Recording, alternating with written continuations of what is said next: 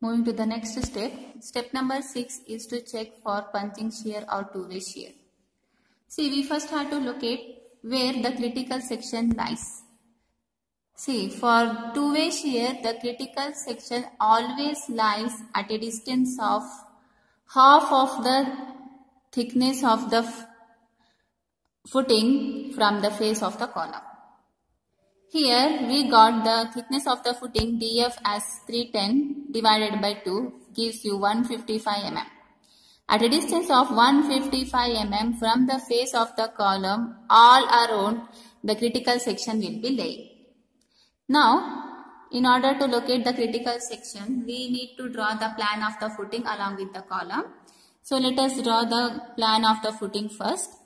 This is the length of the footing. This side represents the width of the footing, which is 2 meter, and the length of the footing is 4.5 meter.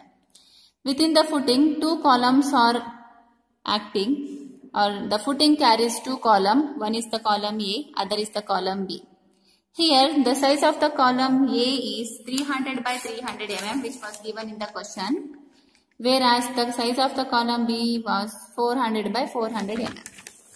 See, I am considering the critical section for the column B, not for the column A. Just because the column B is, the cross section of the column B is higher than the A. As the column B cross section is more than the column A, the two-way shear which is occurring on the column B will be higher than A. So for that reason, we have to consider the higher value here. In order to check for two-way shear, we always have to consider the larger column. In this case, the column B is larger than A. Hence, you have to show the critical section for the column B, and you need to find the punching shear which is acting on the column B. Now, see, these dotted lines represents the critical section which is acting all around the column B at a distance of D by F overall. Let us name D, capital D, be the width of the column B, and B be the depth or the length of the column B. Similarly, let us consider A0 be the horizontal side of the critical section and B0 be the vertical side of critical section. Now, let us write down the values of all the variables first. Here, df represent the thickness of the footing, and the thickness of the footing we have got 310 mm in the earlier step. Hence, the value of df by 2 will be 310 by 2, which is equal to 155 mm. That is what I have written here. Here, capital D represent the width of the footing, which is 400, and small b represent the length, or you can take this as width and this as length. Both the values are same. As the square column is given in the question, the values of B and D both are 400 mm. Now, we have to find the side A0. To find the side A0, the formula is, you need to add this gap along with this distance and this distance. See, this gap is nothing but df by 2. df by 2 plus here to here distance is taken as capital D, plus again from here to here the thickness is df by 2. Now let us substitute the values of small df and D in this equation.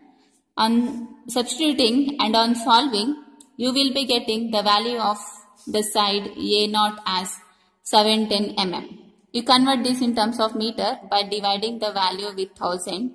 On dividing the value with 1000, you will be getting 0.71 meter. Similarly, let us find the other side of the critical section, that is B0.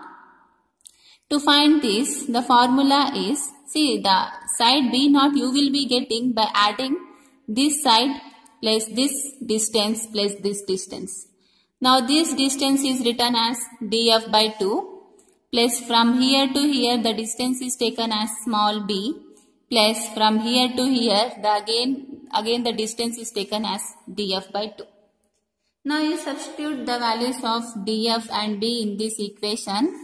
Simplify it. On simplifying, you will be getting the same value as A0.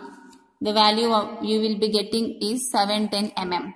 Again, the same thing you had to do here. You need to convert mm in terms of meter. On converting 710 mm in terms of meter, you will be getting the value 0.71 meter. Once you get the sides of the critical section, we need to find the punching shear. To find the punching, we will be finding the punching factored shear which is acting at the column B. Let us consider V punch be the factored punching shear which is acting at the column B, which is given by the formula 1.5 into PB minus Q into A0 into B0.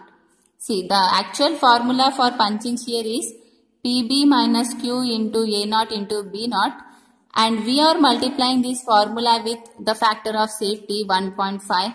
That's why I am directly taking this shear force as factored shear force. I am naming the shear force itself as factored shear force as I am multiplying the formula of shear force with 1.5 directly in the earlier step itself. Now in the next